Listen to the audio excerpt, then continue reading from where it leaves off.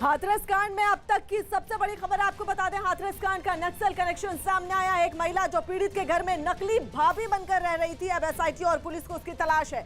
आरोप है कि इस महिला ने पीड़ित के घर में रहकर घटना के बाद परिवार को भड़काने की साजिश रची। एसआईटी के मुताबिक पीड़ित घर में भाभी बनकर रह रही थी और ये महिला नक्सली है और ये मध्य प्रदेश के जबलपुर की रहने वाली है। पीड़ित परिवार को भड़काने की आरोपी है नक्सली महिला। घटने के 2 दिन बाद यानी 16 सितंबर को ही पीड़ित के घर पहुंच गई थी और वहां 22 सितंबर तक रही। एसआईटी को इस नक्सली महिला के बारे में तब पता चला जब उसने पीड़ित की असली भाभी की कॉल डिटेल खंगालनी शुरू की। कॉल डिटेल से ये बात सामने आई कि पीड़ित की असली भाभी की इस महिला से लगातार बातें होती थी। अब एसआईटी मध्य प्रदेश की इस महिला नक्सली के करीब पहुंच चुकी है और इस वक्त की बेहद बड़ी खबर आपको बता दें। हाथरस कांड में नक्सल कनेक्शन सामने आया है और पीड़ित की नकली भाभी बनकर एक महिला 6 दिन तक परिवार के साथ रहती रही। 16 सितंबर को इस महिला ने घर में एंट्री ली और 22 सितंबर तक ये वहां पर रहती रही। एसआईटी को इस नक्सली महिला के बारे में तब पता चला जब उसने पीड़िता की असली भाभी की कॉल डिटेल्स खंगाली और कॉल डिटेल्स में ये बात सामने आई कि पीड़िता की असली भाभी की इस महिला से लगातार बात होती रही है। और एसआईटी की जांच में ये बात पता चली है कि मध्य प्रदेश के जबलपुर की नक्सली महिला रहने वाली है और लगातार इस पे शिकंजा कसता जा रहा है। बड़ी खबर आपको बता दें, हाथरस कांड में नक्सल कनेक्शन सामने आया है और 6 दिन तक ये महिला उस परिवार के साथ रहती रही, उनको बरगलाती रही। और इस बड़ी खबर पर हम पल पल की अपडेट आपको बता रहे हैं। अजीत के पास चलते हैं जो लखनऊ से हमारे साथ जुड़ रहे हैं। अजीत, अभी की अपडेट बताइए, एसआईटी की जांच कहां तक पहुंची? देखिए, बिल्कुल एसआईटी हाथरस में मौजूद है। पुलिस लाइन में देर रात इस मामले की तफ्तीश की जाती रही कि आखिर इस महिला तक हम कैसे पहुंचे, क्योंकि इस महिला के बहुत सारे कनेक्शन एसआईटी को हाथ लग चुके हैं। जो एसआईटी के सूत्र कह रहे हैं, जो यूपी सरकार के सूत्र कह रहे हैं, उससे 2 बातें साफ हो जाती है कि इसके पीछे नक्सली बड़ा प्लान कर रहे थे कि किस तरह से हम इसको और बड़ा कर सकते हैं, इसमें हिंसा कैसे फैला सकते हैं, परिवार को भड़का रहे थे। चूंकि ये महिला बहुत शार्प है, जो नक्सली एक्टिविस्ट बताई जा रही है, जिसका प्रूफ अब एसआईटी के पास आ गया, उसकी कॉल डिटेल्स आ गई। उसके 3 और साथियों की तलाश है, जिसमें 2 महिलाएं भी शामिल हैं। तो निश्चित तौर पर ये बड़ी तफ्तीश है एसआईटी की। जिस तरह पहले जो है विदेशी मुद्रा की बात आई, हवाला कारोबार का बात आया, फिर पीएफआई, भीम आर्मी वेबसाइट। अब चूंकि इस महिला का मामला सामने आया और बाकायदा प्रूव्ड है कि ये 16 सितंबर को आई और 22 को गई, तो निश्चित तौर पर कहीं ना कहीं बड़ी जो साजिश की बूथ थी, जो बड़ी साजिश रची जा रही थी नक्सलियों की तरफ से, ये एक बड़ा एंगल सामने आया कि नक्सली अपना काम करने का तरीका बदल रहे हैं, ऐसी घटनाओं का इंतजार करते हैं और घर में पहुंच गई। जिस तरह वो महिला बयान देती है कि नहीं,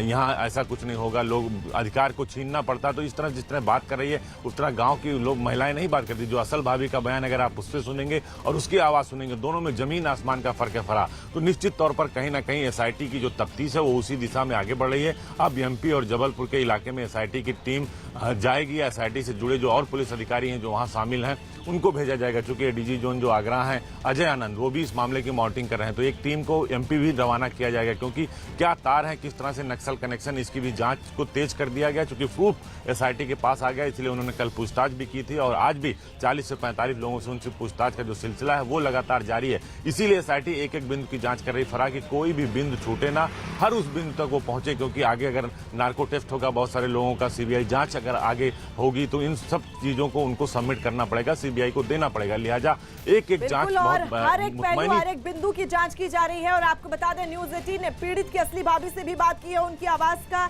इस ऑडियो की आवाज से बिल्कुल ही अलग है। दोनों भाभियों की आवाज में बिल्कुल ही समानता नहीं है। आइए आपको सुनाते हैं।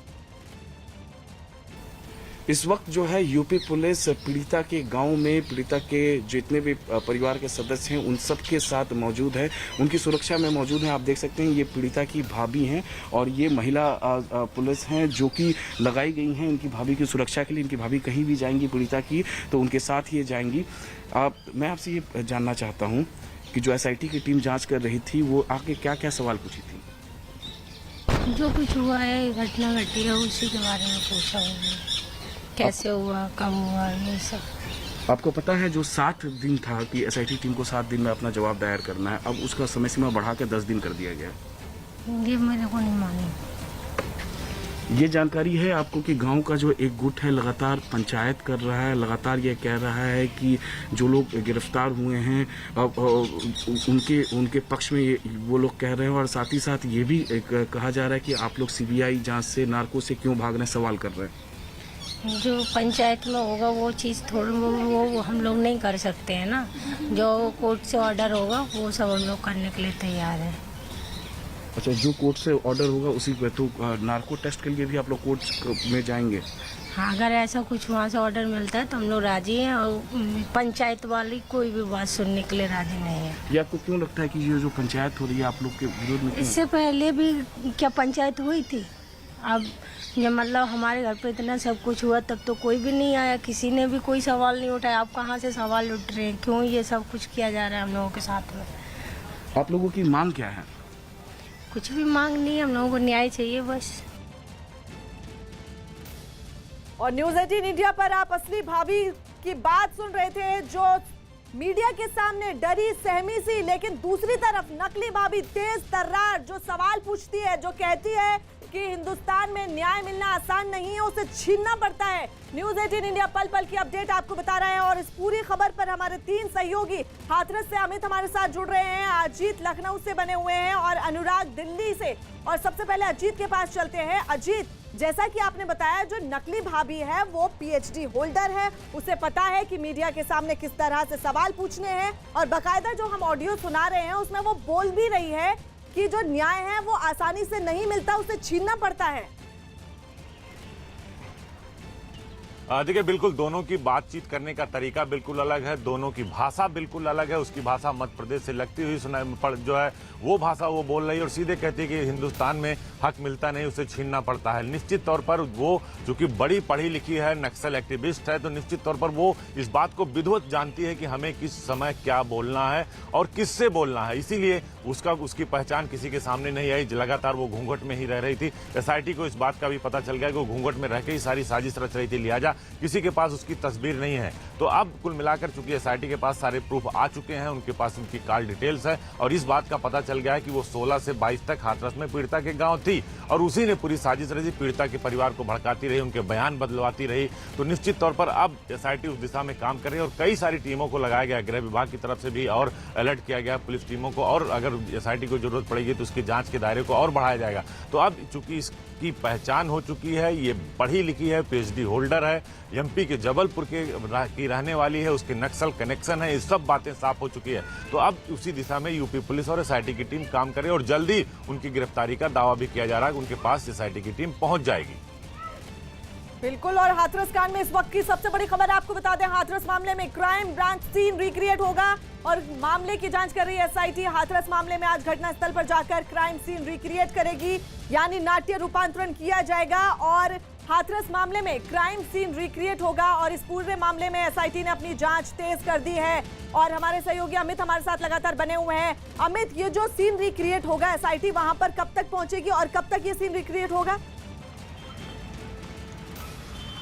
जी फरहा, बीती रात जो अगर बात करें तो देर रात तक पुलिस लाइन में एसआईटी जो है मंथन करती रहेगी, किस तरीके से वो इस पूरे मामले को सुलझाएगी, किस तरीके से उस पूरे मामले को इन्वेस्टिगेशन आगे करेगी इस पूरे मामले में। और वहीं आज फैसला लिया गया था कि आज आकर रिक्रिएशन करना है, किस तरीके से अंतिम संस्कार हुआ, किस तरीके से ये पूरा मामला सामने आया। 14 सितंबर को घटना वाले दिन आई विटनेस वहाँ पर कौन कौन था? सबसे पहले जब पीड़ित खेत में पड़ी हुई थी उसकी माँ थी, और तो गाँव के और दूसरे सदस्य कौन कौन आए, तो इन तमाम लोगों को बुलाया जाएगा, उन तमाम लोगों के साथ रिक्रिएशन किया जाएगा। और आमतौर पर हम देखते हैं कि 9 बजे सुबह के बाद एसआईटी की टीम गांव पे पहुंच जाती है, क्योंकि एसआईटी की टीम जो है वो देर रात तक पुलिस लाइन में काम करती है। तो जाहिर तौर पे आज भी एसआईटी की टीम यहां पर पहुंचेगी, और पहुंचने के बाद वो रिक्रिएट करेगी, सीन को रिक्रिएट करेगी। अब घटनास्थल पर को 14 सितंबर वाले जो घटना था उसको रिक्रिएट करेगी, और साथ ही साथ देर रात जिस तरीके से अंतिम संस्कार हुआ पीड़िता का उसको भी रिक्रिएट कर सकती है, क्योंकि जिस तरीके से पीड़ित परिवार की तरफ से लगातार जिस तरीके से सवाल उठाए गए थे, पुलिस प्रशासन के ऊपर सवाल उठाए गए थे और लगातार एक लापरवाही का मामला सामने आ रहा था, तो वहीं लोकल इंटेलिजेंस यूनिट की जो रिपोर्ट थी वो रिपोर्ट थी कि कुछ लोग हिंसा करने के फिराक में थे, कुछ लोग शव को रास्ते पर रखकर, सड़क पर रखकर वो दंगा भड़काने के फिराक में थे और इस वजह से देर रात तक, पुलिस की ये दलील है कि इस वजह से देर रात अंतिम संस्कार किया गया था। तो अब फिलहाल जो है पुलिस की इस लॉजिक का पता लगाने के लिए एक बार एसआईटी की टीम जो है रिक्रिएट करेगी और जैसे ही ये लापरवाही का पूरा मामला सामने आया था उसके बाद 5 अधिकारियों को सस्पेंड किया था यूपी प्रशासन ने और यूपी सरकार की तरफ से बार बार कहा गया है कि इस पूरे मामले में साजिश है और अब उस साजिश से पर्दा उठता हुआ दिख रहा है, क्योंकि जिस तरीके से पहले फंडिंग का मामला सामने आया हुआ नजर आ रहा है। और इस वक्त की बड़ी खबर हाथरस से ही जुड़ी हुई, आपको बता दें एसआईटी क्राइम सीन को रिक्रिएट करने वाली है। न्यूज 18 को मिली एक्सक्लूसिव जानकारी के मुताबिक एसआईटी की टीम हाथरस में पीड़ित के गांव में घटना वाली जगह जाकर क्राइम सीन रिक्रिएट करेगी और इसके साथ ही एसआईटी ने गांव के 40 लोगों को भी पूछताछ के लिए नोटिस भेजा है, जिससे वो घटना वाले दिन के हालात को पूरी तरह से समझेगी। हाथरस केस में एसआईटी का बड़ा फैसला, क्राइम सीन को रिक्रिएट करेगी एसआईटी, खेत में घटना वाली जगह जाएगी एसआईटी, एसआईटी मारपीट के हालात की जांच करेगी। हाथरस केस में सबसे बड़ी खबर यह है कि उत्तर प्रदेश सरकार की बनाई गई स्पेशल इन्वेस्टिगेशन टीम इस घटना के क्राइम सीन को रिक्रिएट करेगी।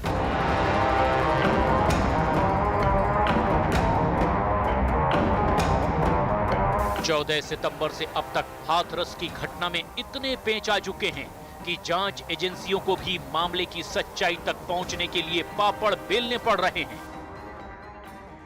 एसआईटी का फोकस क्राइम सीन पर यानी घटना के समय के हालात पर है। पहले खबर आई कि गैंगरेप हुआ और जीप काटने का मामला आया, लेकिन पुलिस की जांच असलियत तक नहीं पहुंच पाई।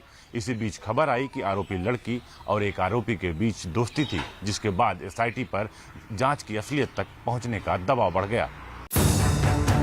एसआईटी अब तक हाथरस के उस गांव में 6 बार जा चुकी है और पीड़ित परिवार और आरोपियों के परिवार से जुड़े दर्जनों लोगों से पूछताछ भी कर चुकी है, लेकिन अब उसका असली फोकस खेत में क्राइम सीन वाली जगह पर पहुंचकर इस पूरे मामले को रिक्रिएट करने पर है।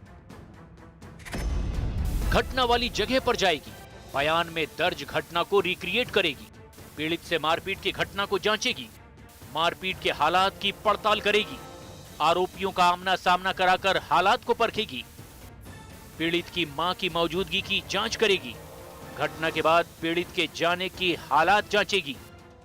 एसआई टीम द्वारा जो इन्वेस्टिगेशन के अंदर में पूरे क्राइम सीन को रिक्रिएट करने के लिए वहाँ पे इन्वेस्टिगेशन की जा रही है, उसमें एसआईटी को पूरी सपोर्ट मिलेगी, लेकिन उसके अंदर में जो सीन को रिक्रिएट किया जाएगा वो पीड़िता के लास्ट डाइंग रिलेशन के हिसाब से करना चाहिए, क्योंकि अगर इंटरेस्टेड विटनेसेस के हिसाब से उस सीन को रिक्रिएट किया जाएगा तो उलझन पैदा हो सकती है।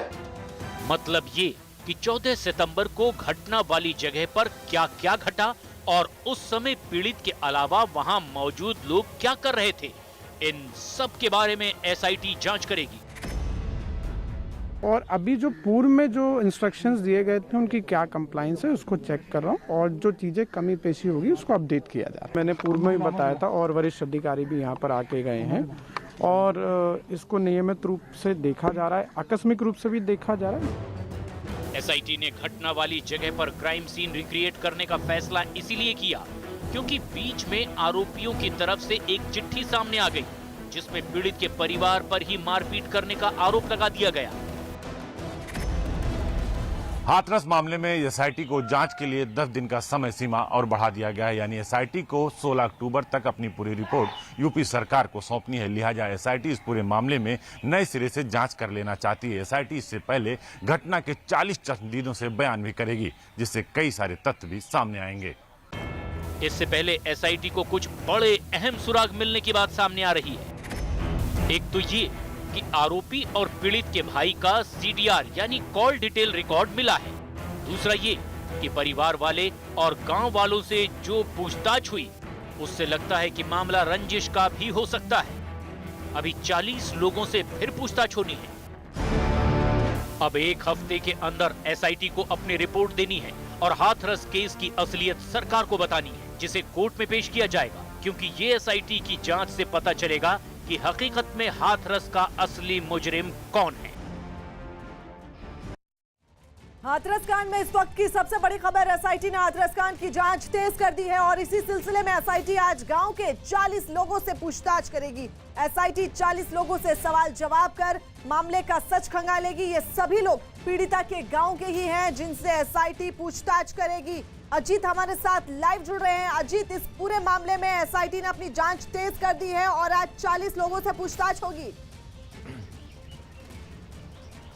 देखिए, बिल्कुल फरा, इन सभी लोगों से पूछताछ होगी। ये वो 40 लोग हैं जो 14 तारीख यानी जिस दिन घटना हुई 14 सितंबर को, 16 सितंबर को, 14 को जब लोग थाने में गए उस समय कौन कौन से लोग मौजूद थे, फिर 16 को जब पीड़ित की मां थाने में गई तब कौन कौन से लोग मौजूद थे, 19 को जब गए तब कौन मौजूद था, और फिर 22 को जब पीड़िता की मौत हुई उस समय कौन लोग मौजूद थे अस्पताल में, और अंतिम संस्कार के वक्त कौन कौन से लोग मौजूद थे। ये वो 40 लोग हैं जिनसे एसआईटी पूछताछ करेगी। बाकायदा इनको सम्मन किया गया है। एसआईटी चाहती है कि इन सभी चश्मदीदों से हर दिन हर समय का बयान दर्ज करे और उसके बाद घटना के तह में पहुंचे। जिस तरह अब नक्सली कनेक्शन की बात सामने आ गई कि एक महिला जो एक्टिविस्ट है नक्सली की, वो उनके घर में रह रही थी, तो उन 40 लोगों से पूछताछ करेगी। इसके अलावा उन पुलिस कर्मियों से भी पूछताछ करेगी फराज जो उस वक्त मौजूद थे, यानी जो एसएचओ दिनेश वर्मा थे, जो सीओज थे, जो इंस्पेक्टर थे, जो मौके पर पुलिस वाले थे, उनसे भी एसआईटी पूछताछ करेगी और उसके बाद अपनी पूरी रिपोर्ट तैयार करेगी। यानी 16 अक्टूबर तक का वक्त एसआईटी के पास अभी है।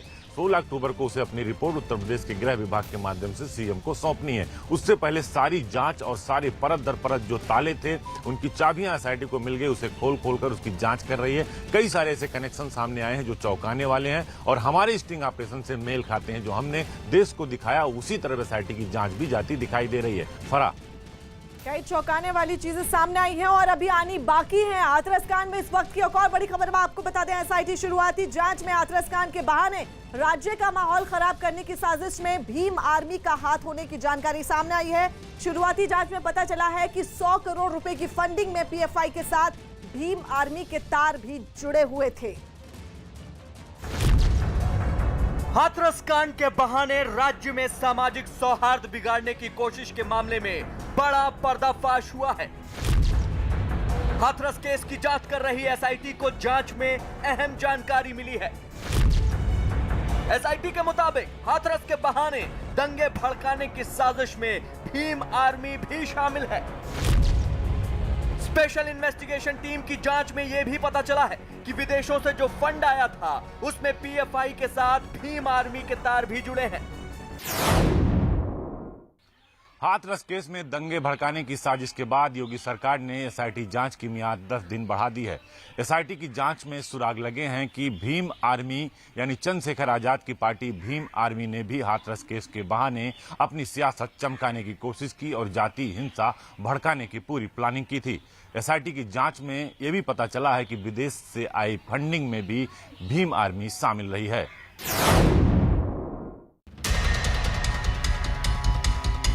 चंद्रशेखर आजाद पीड़ित परिवार से भी मिल चुके हैं और हाथरस केस में सफदरजंग अस्पताल से लेकर हाथरस तक भीम आर्मी बड़े पैमाने पर प्रदर्शन भी कर चुकी है। नहीं चलेगी, नहीं चलेगी।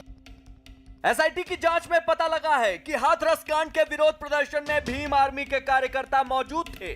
खास बात यह कि प्रदर्शन के दौरान कार्यकर्ताओं ने अपनी पहचान छिपाई, मतलब वो आम आदमी बनकर विरोध प्रदर्शन कर और भड़का रहे थे। एजेंसी पहले ही कह चुकी है कि दंगा भड़काने के लिए विदेश से 100 करोड़ की फंडिंग की गई। अब जांच में पता चला है कि 100 करोड़ की फंडिंग में भी पीएफआई के साथ भीम आर्मी के तार जुड़े हुए हैं।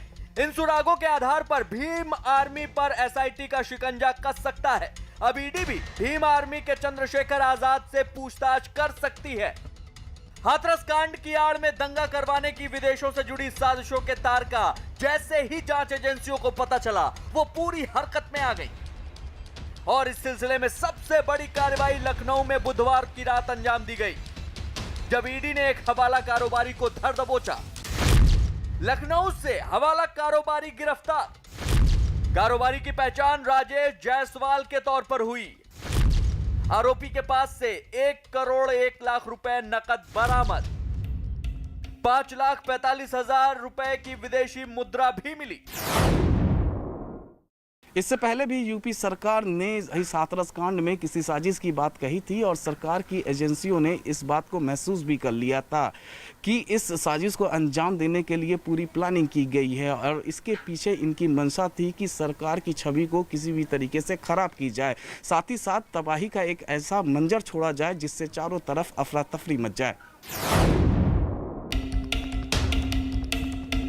दरअसल ये गिरफ्तारी वाराणसी में 2 सोने के तस्करों के पकड़े जाने के बाद ही मुमकिन हो सकी और वहीं से साजिश के विदेशी तार का सिरा भी जांच एजेंसियों के हाथ लगा। डीआरआई ने वाराणसी से सोने के तस्कर किए गिरफ्तार। आरोपियों के पास से 3 किलो सोना बरामद। सुल्तानपुर निवासी अमित सोनी, शाहिद हुसैन गिरफ्तार।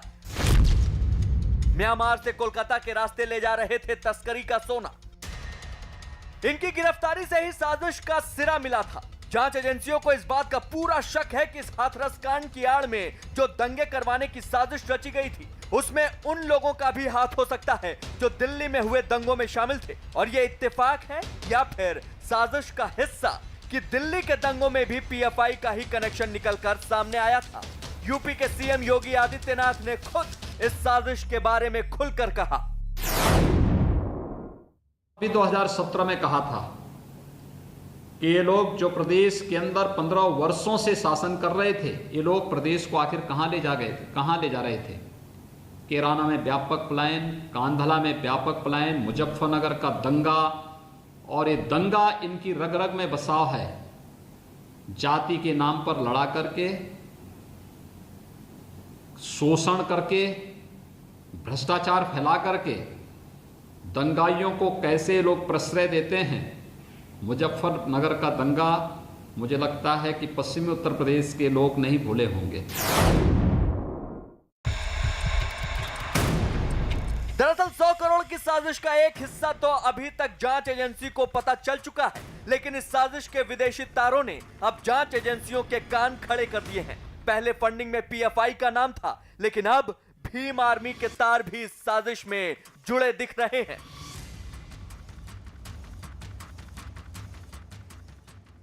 और कई राज खुलने बाकी हैं अभी इस पूरे मामले में, और अनुराग के पास चलते हैं। अनुराग, नकली भाभी और फिर फंडिंग का मामला, फिर भीम आर्मी का कनेक्शन, 100 करोड़ में भीम आर्मी की भूमिका भी सामने आ रही है। तो कहीं ना कहीं ये कहा जाए कि कुल मिलाकर जो यूपी सरकार है, जो वहां का लॉ एंड ऑर्डर है, उसकी छवि को खराब करने की कोशिश की जा रही है।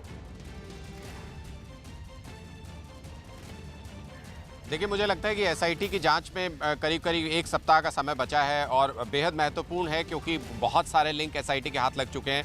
2 पहलुओं पर जांच चल रही है। एक ये भी सच खुल करके सामने आएगा कि क्या वाकई में जिस तरीके का जो आखिरी बयान दिया गया पीड़िता के द्वारा, क्या वही पूरी घटना थी या उनके बयान किसी कारण से बदलवाए गए। और दूसरा कि जो नक्सली कनेक्शन निकल करके सामने आ रहा है, क्या बाद में माहौल खराब करने की एक साजिश रची जा रही थी। ये 2 चीज़ें हैं जिन पहलुओं पर एसआईटी जांच कर रही है और मुझे लगता है कि 1 सप्ताह का समय बचा है। कई और चीज़ें खुल करके सामने आएंगी, लेकिन अभी तक जो लब्बो-लुआब नज़र आ रहा है वो बिल्कुल सटीक उसी दिशा में जा रहा है जैसा कि न्यूज़ 18 इंडिया ने अपने स्टिंग ऑपरेशन में दिखाया था कि किस तरीके से पूरा घटनाक्रम हुआ, पुलिस के पास किस तरीके से मामला आया, कैसे पुलिस के पास ये इनपुट था कि दंगे फैलाने की पूरी साजिश है, जातीय भेदभाव बढ़ाने की पूरी साजिश है। अब उसी की ये कड़ियाँ जुड़ती हुई नज़र आ रही हैं क्योंकि हमारे स्टिंग ऑपरेशन में पूरा मॉडस ऑपरेंडी तो नज़र आ रहा था कि कैसे क्या करने की कोशिश हो रही थी, लेकिन ये जो एसआईटी की जाँच चल रही है इसने उस पूरे के पूरे घटनाक्रम में कैरेक्टर्स फिल कर दिए हैं कि कौन वो लोग थे जो साजिश फैला रहे थे। इस महिला को आइडेंटिफाई कर लिया गया है। जैसे ही ये महिला पकड़ में आएगी आप देखिएगा कि एक बड़े नेक्सस का तार खुल करके सामने आएगा और मुझे लगता है कि ये सुरक्षा एजेंसियों के लिए भी एक नई इंफॉर्मेशन होगी कि किस तरीके से नक्सली जो हैं अब अपना मॉडस ऑपरेंडी बदलकर किस तरीके से इस तरीके के जो गरीब परिवार हैं उनके साथ अगर कोई अत्याचार कहीं पर होता है उसको भुनाने की कोशिश, जातीय भेदभाव फैलाने की कोशिश में लग गए हैं। वो हथियारों की लड़ाई से ज़्यादा अब इधर ज़्यादा तवज्जो दे रहे हैं, पैसे का खेल ज़्यादा चल रहा है, डर का खेल ज़्यादा चल रहा है और जातीय भेदभाव बढ़ाने की कोशिश नक्सलियों के द्वारा हो रही है। बिल्कुल सही बात आप बता रहे हैं कि जो पूरी प्लानिंग है वो चेंज कर दी गई है। और आपको बता दें, हाथरस से जुड़ी हुई इस समय की बड़ी खबर आ रही है। हाईकोर्ट की तरफ से नोटिस आने के बाद सोमवार को पूरा परिवार हाईकोर्ट में पेश होगा। हाईकोर्ट ने यूपी सरकार को पीड़ित परिवार को पूरी सुरक्षा के साथ कोर्ट में पेश होने के निर्देश दिए हैं। परिवार के मुताबिक उनके साथ जिले के डीएम कोर्ट में जाएंगे। पीड़ित परिवार की तरफ से परिवार के 5 सदस्य हाईकोर्ट की लखनऊ बेंच के सामने पेश होंगे। हाथरस मामला सामने आने के बाद हाईकोर्ट ने इस मामले में संज्ञान लिया है। 5 लोग कौन कौन होंगे आपकी तरफ से? मम्मी पापा और दोनों उनके भाई जाएंगे और मैं भी जा सकती हूँ। तो ये किसने आप तक, किसने कोर्ट ने आपको बुलाया है, किसके कहने पर अदालत जा रही हैं? कोर्ट की तरफ से। कोर्ट की तरफ से कैसे नोटिस आया है। नोटिस आया। अजीत के पास चलते हैं। अजीत, परिवार की तरफ से 5 लोग जाएंगे, क्या उनमें जो असली भाभी है, जो चुप्पी साधे हुए हैं, वो भी होगी? देखिए, बिल्कुल जो असली भाभी हैं वो तो होंगी, लेकिन जो नकली भाभी हैं वो फरार हैं। 5 लोगों को कोर्ट में ले जाना है। डीआईजी सलब माथुर को इसकी बाकायदा जिम्मेदारी दी गई है। पूरी कड़ी सुरक्षा के बीच परिवार को कोर्ट में ले जाया जाएगा। यूपी सरकार से हाईकोर्ट ने कहा कि सुरक्षा के साथ उनको लाया जाए, जिससे कोई समस्या न हो। लिहाजा डीआईजी सलब माथुर को वहां जिम्मेदारी दी गई। उनके नेतृत्व में इन सभी लोगों को कोर्ट के सामने सोमवार को प्रस्तुत किया जाएगा। कोर्ट इनसे उन सभी सवाल करेगी, इनसे जवाब। अमित, यूपी सरकार को पीड़ित परिवार को पूरी सुरक्षा के साथ हाईकोर्ट में पेश होने को कहा है। जी बिल्कुल, पीड़ित के पिता जो हैं, पीड़ित की मां जो हैं, पीड़ित के दोनों भाई जो हैं और भाभी, पीड़ित की जो भाभी हैं, उन सभी को कड़ी सुरक्षा के बीच में कल जब हाईकोर्ट के में सुनवाई होगी तब उस वक्त हाईकोर्ट ले जाया जाएगा। और इसी वजह से जो है डीआईजी खुद जो है इस वक्त हाथरस में है और पूरा इंतजाम कर रहे हैं कि किस तरीके से ले जाया जाए, क्योंकि जिस तरीके से सुप्रीम कोर्ट में सुरक्षा को लेकर सवाल उठाए गए थे और उसके बाद यूपी सरकार ने कहा था कि पूरी सुरक्षा दी गई है और उसके बाद जो है सीसीटीवी कैमरे से इंस्टॉल किए गए, आला अधिकारियों को तैनात कर दिया गया, रजिस्टर मेंटेन किया जा रहा है कि कौन कौन पीड़ित परिवार से जाकर मुलाकात कर रहा है, कौन और सीसीटीवी कैमरे से भी निगरानी रखी जा रही है। तो सुरक्षा के पुख्ता इंतजाम यूपी सरकार ने कर दिया है। लेकिन जिस तरीके से यूपी सरकार डे 1 से इस पूरे मामले में कह रही है कि इस हाथरस मामले में जो पीड़ित का जो ये पूरा मामला है, ये इसमें एक बड़ी साजिश है। और उसके बाद जिस तरीके से जांच एजेंसियों का हाथ लगातार ये साजिश लगते आए हैं। एलआईयू ने सबसे पहले रिपोर्ट दी थी और कहा था, जो पुलिस का दावा है कि एलआईयू ने सबसे पहले रिपोर्ट देकर कहा था कि शव का अंतिम संस्कार जल्द से जल्द कर दिया जाए, क्योंकि जिस तरीके से शव को रास्ते पर रखकर दंगा भड़काने की कोशिश है और उसके बाद शव का अंतिम संस्कार देर रात कर दिया गया था। हालांकि इसको लेकर तमाम लापरवाही की बातें सामने आई थी। यूपी सरकार की तरफ से 5 लोग अधिकारियों को तुरंत सस्पेंशन किया गया था, लेकिन एलआईयू के पास इसकी सूचना नहीं थी कि 16 तारीख से लेकर 22 तारीख तक एक नक्सल महिला जो है पीड़ित परिवार के घर में थी और पीड़ित परिवार को लगातार जो है वो भड़का रही थी। लेकिन एलआईयू के पास ये जरूर सूचना आ गई थी कि कुछ लोग शव को रास्ते पर रखकर दंगा भड़काने की कोशिश में है और इसी वजह से मैं आपको रोकना चाहूंगी। एक और बड़ी खबर आपको बता दें, उत्तर प्रदेश के सीएम योगी आदित्यनाथ ने महिला सुरक्षा पर सख्ती बरतनी शुरू कर दी है। आज महिला सुरक्षा पर गृह विभाग की एक बड़ी बैठक होने जा रही है और इस बैठक में यूपी के सभी 75 जिलों की महिला अधिकारियों को जिम्मेदारी दी जाएगी कि वो महिला सुरक्षा पर बड़ा अभियान चलाएं। मुख्य सचिव गृह के निर्देश पर यूपी के सभी जिलों में महिलाओं की सुरक्षा को लेकर मास्टर प्लान भी तैयार किया जाएगा। महिला सुरक्षा पर इस मास्टर प्लान को तैयार करने के निर्देश खुद सीएम योगी आदित्यनाथ ने दिए हैं। अजीत हमारे साथ लगातार बने हुए हैं, हमारे तीनों सहयोगी हमारे साथ लगातार बने हुए हैं। अजीत के पास चलते हैं। अजीत, सीएम योगी आदित्यनाथ ने सख्त कार्रवाई करते हुए एक मास्टर प्लान तैयार करने के निर्देश दिए हैं।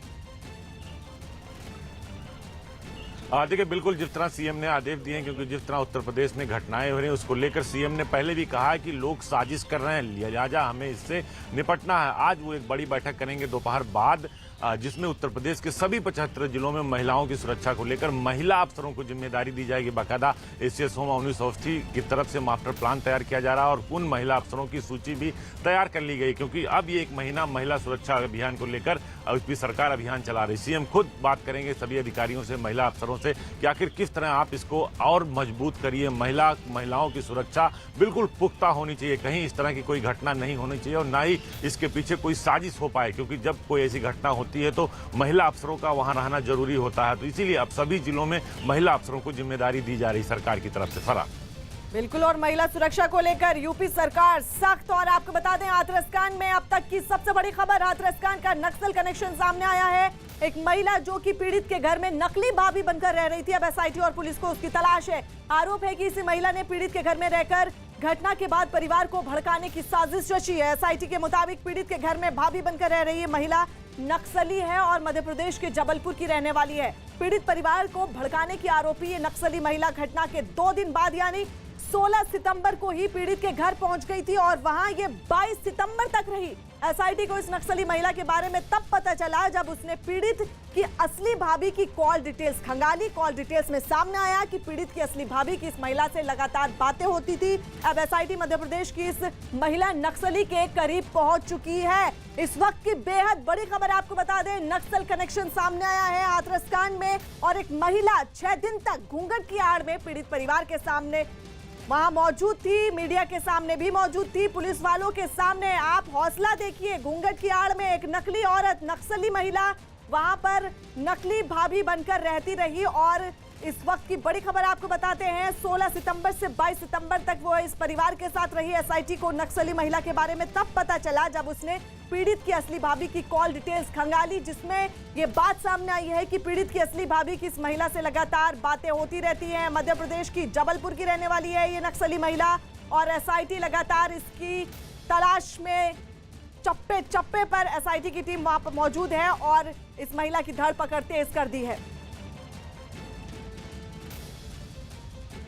और न्यूज 18 इंडिया पल पल की जानकारी आपको बता रहा है। हमारे 3 सहयोगी ग्राउंड रिपोर्ट पर मौजूद हैं। हाथरस से अमित सिंह, लखनऊ से अजीत सिंह, दिल्ली से अनुराग ढांडा और अभी चलते हैं अमित के पास। अमित, अभी की अपडेट बताइए।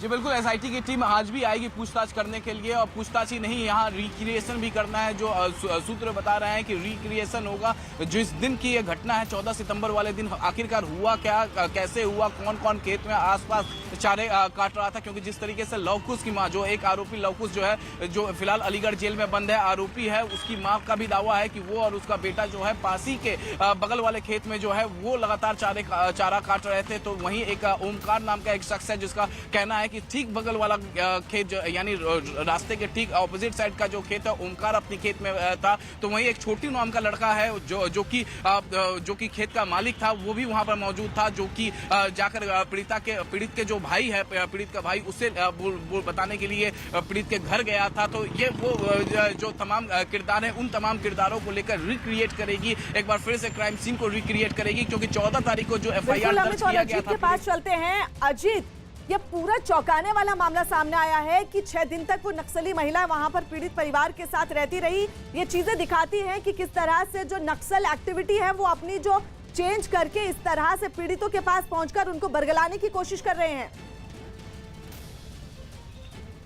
देखिए, बिल्कुल जिस तरह नक्सलियों ने अपना मॉडल अप्रेंटिस बदला है, ये हाथरस केस में सामने आया है। फरा जिस तरह वो महिला 16 तारीख को आई और 16 से 22 तक उस गांव में रही, पीड़ित परिवार के घर में रही। सबसे बड़ी बात यही चौंकाने वाली कि उसके घर में रही, पीड़ित परिवार की जिसके घर में घटना घटी, कैसे वो महिला वहां एंट्री पाई, किस प्रभाव में वहां एंट्री पाई, किसने एंट्री दिलाई, क्या इसके पीछे पॉलिटिकल एंगल है या फिर नक्सलियों ने प्रभाव डालकर वहां पहुंचे और एक समाज को जो है एक तरीके से उनको भड़काने की पूरी कोशिश की, पूरे इलाके में जो साजिश रची जा रही थी उसको किस तरह उसने बदला, जो आरोप लगातार परिवार बदल रहा था, जो बयान बदल रहा था, उसके पीछे किसकी साजिश थी। अभी तक जो एसआईटी के हाथ सबूत लगे हैं, सुराग लगे हैं, जो हमें जानकारी है फरा कि यही वो महिला थी जो लगातार परिवार को भड़का रही थी, उनके बयान को बदलवा रही थी। जितनी बार बात होती थी, अलग अलग बात होती थी। तो अब इसकी कॉल डिटेल्स, इसकी पहचान यूपी की एसआईटी और पुलिस को मिल चुकी है, चूंकि ये जबलपुर की रहने वाली है। मैंने पहले भी बताया कि बहुत पढ़ी लिखी और शार्प महिला है, पीएचडी होल्डर एक्टिविस्ट है नक्सलियों की। तो निश्चित तौर पर वो अपना अभियान दूसरे तरीके से चला रही। इस तरह की घटनाओं का इंतजार करते हैं ऐसे लोग, जो एसआईटी का कहना है, जो यूपी सरकार के सूत्र का कहना है, गृह विभाग के लोगों का कहना है कि ऐसे लोग पहले ऐसी घटनाओं का इंतजार करते हैं, जैसे ही घटना होती है उसे पूरा टेक ओवर कर लेते हैं और फिर अपने हिसाब से चीजों को प्रस्तुत करते हैं। और वही हाथरस केस में हुआ। सबसे पहले जो है वेबसाइट सामने आई, फिर हवाला सामने आया, फिर पीएफआई सामने आया और अब बहुत सारी चीजें अजीत सामने आई हैं और अभी आनी बाकी है। न्यूज 18 ने पीड़ित की असली भाभी से भी बात की। उनकी आवाज इस ऑडियो की आवाज से एकदम अलग है। इस वक्त जो है यूपी पुलिस पीड़िता के गांव में पीड़िता के जितने भी परिवार के सदस्य हैं उन सब के साथ मौजूद है, उनकी सुरक्षा में मौजूद है। आप देख सकते हैं ये पीड़िता की भाभी हैं और ये महिला पुलिस हैं जो कि लगाई गई हैं इनकी भाभी की सुरक्षा के लिए। इनकी भाभी कहीं भी जाएंगी पीड़िता की तो उनके साथ ये जाएंगी। मैं आपसे ये जानना चाहता हूँ कि जो SIT की टीम जाँच कर रही थी वो आके क्या क्या सवाल पूछी थी? जो कुछ हुआ है, घटना घटी है, उसी के बारे में पूछा उन्होंने, कैसे हुआ, कब हुआ, ये सब। आपको पता है जो 60 दिन था कि SIT टीम को 7 दिन में अपना जवाब दायर करना है, अब उसका समय सीमा बढ़ा के 10 दिन कर दिया गया। ये मेरे को नहीं मालूम। ये जानकारी है आपको कि गांव का जो एक गुट है लगातार पंचायत कर रहा है, लगातार ये कह रहा है कि जो लोग गिरफ्तार हुए हैं उनके पक्ष में वो लोग कह रहे हैं और साथ ही साथ ये भी कहा जा रहा है कि आप लोग CBI जांच से, नार्को से क्यों भाग रहे हैं, सवाल कर रहे हैं। जो पंचायत में होगा वो चीज़ थोड़ी वो हम लोग नहीं कर सकते हैं ना। जो कोर्ट से ऑर्डर होगा वो सब हम लोग करने के लिए तैयार हैं। अच्छा, जो कोर्ट से ऑर्डर होगा उसी पे तो नार्को टेस्ट के लिए भी आप लोग कोर्ट में जाएंगे? हाँ, अगर ऐसा कुछ वहाँ से ऑर्डर मिलता है तो हम लोग राजी हैं और पंचायत वाली कोई भी बात सुनने के लिए राजी नहीं है। ये आपको क्यों लगता है कि ये जो पंचायत हो रही है आप लोग के विरोध में? इससे पहले भी क्या पंचायत हुई थी? अब जब मतलब हमारे घर पे इतना सब कुछ हुआ तब तो कोई भी नहीं आया, किसी ने भी कोई सवाल नहीं उठाया। आप कहाँ से सवाल उठ रहे हैं, क्यों ये सब कुछ किया जा रहा है हम लोगों के साथ में? आप लोगों की मांग क्या है? कुछ भी मांग नहीं है, हम लोगों को न्याय चाहिए बस। और अजीत के पास चलते हैं। अजीत, हम आप दर्शकों को भाभी, जो असली भाभी है, उनका इंटरव्यू सुना रहे थे और वो इंटरव्यू में जिस तरह से हर सवाल को घुमा फिरा के उनका जवाब दे रही थी तो ये दर्शाता है कि जो नक्सली महिला है वो 6 दिन तक जिस मकसद के साथ इस परिवार में रही वो मकसद कहीं ना कहीं कामयाब रहा।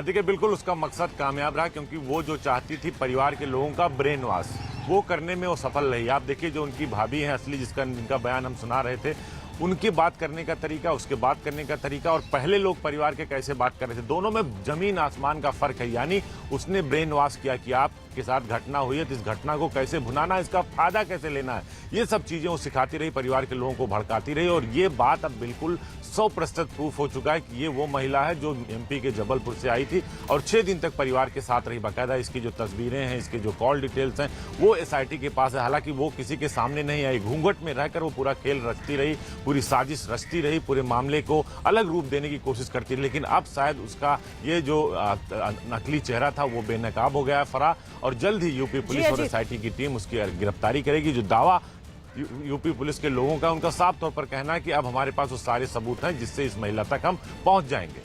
बिल्कुल, और आपको बता दें एक और बड़ी खबर आ रही है हाथरस से, जहां SIT क्राइम सीन को रिक्रिएट करेगी। न्यूज़ 18 को मिली एक्सक्लूसिव जानकारी के मुताबिक SIT की टीम हाथरस में पीड़ित के गांव में घटना वाली जगह जाकर क्राइम सीन रिक्रिएट करेगी। इसके साथ ही SIT ने गांव के 40 लोगों को भी पूछताछ के लिए नोटिस भेजा है, जिससे वो घटना वाले दिन के हालात को पूरी तरह से समझ सके।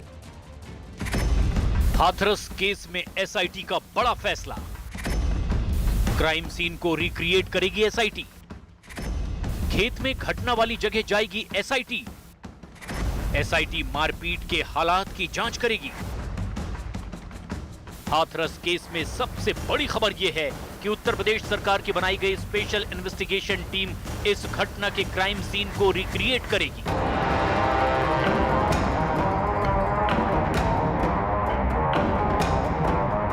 चौदह सितंबर से अब तक हाथरस की घटना में इतने पेंच आ चुके हैं कि जांच एजेंसियों को भी मामले की सच्चाई तक पहुंचने के लिए पापड़ बेलने पड़ रहे हैं।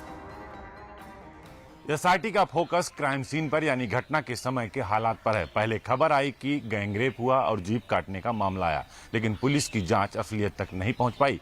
इसी बीच खबर आई कि आरोपी लड़की और एक आरोपी के बीच दोस्ती थी, जिसके बाद SIT पर जांच की असलियत तक पहुंचने का दबाव बढ़ गया।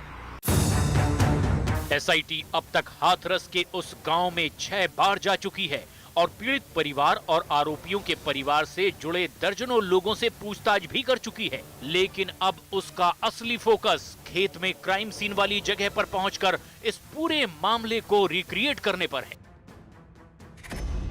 घटना वाली जगह पर जाएगी, बयान में दर्ज घटना को रिक्रिएट करेगी, पीड़ित से मारपीट की घटना को जांचेगी, मारपीट के हालात की पड़ताल करेगी, आरोपियों का आमना सामना कराकर हालात को परखेगी, पीड़ित की मां की मौजूदगी की जांच करेगी, घटना के बाद पीड़ित के जाने की हालात जांचेगी। एसआई टीम द्वारा जो इन्वेस्टिगेशन के अंदर में पूरे क्राइम सीन को रिक्रिएट करने के लिए वहाँ पे इन्वेस्टिगेशन की जा रही है, उसमें एसआईटी को पूरी सपोर्ट मिलेगी, लेकिन उसके अंदर में जो सीन को रिक्रिएट किया जाएगा वो पीड़िता के लास्ट डाइंग डिक्लेरेशन के हिसाब से करना चाहिए, क्योंकि अगर इंटरेस्टेड विटनेसेस के हिसाब से उस सीन को रिक्रिएट किया जाएगा तो उलझन पैदा हो सकती है। मतलब ये कि 14 सितंबर को घटना वाली जगह पर क्या क्या घटा और उस समय पीड़ित के अलावा वहां मौजूद लोग क्या कर रहे थे, इन सब के बारे में एसआईटी जांच करेगी। और अभी जो पूर्व में जो इंस्ट्रक्शंस दिए गए थे उनकी क्या कंप्लाइंस है उसको चेक कर रहा हूँ, और जो चीज़ें कमी पेशी होगी उसको अपडेट किया जा रहा है। मैंने पूर्व में भी बताया था और वरिष्ठ अधिकारी भी यहाँ पर आके गए हैं, और इसको नियमित रूप से देखा जा रहा है, आकस्मिक रूप से भी देखा जा रहा है।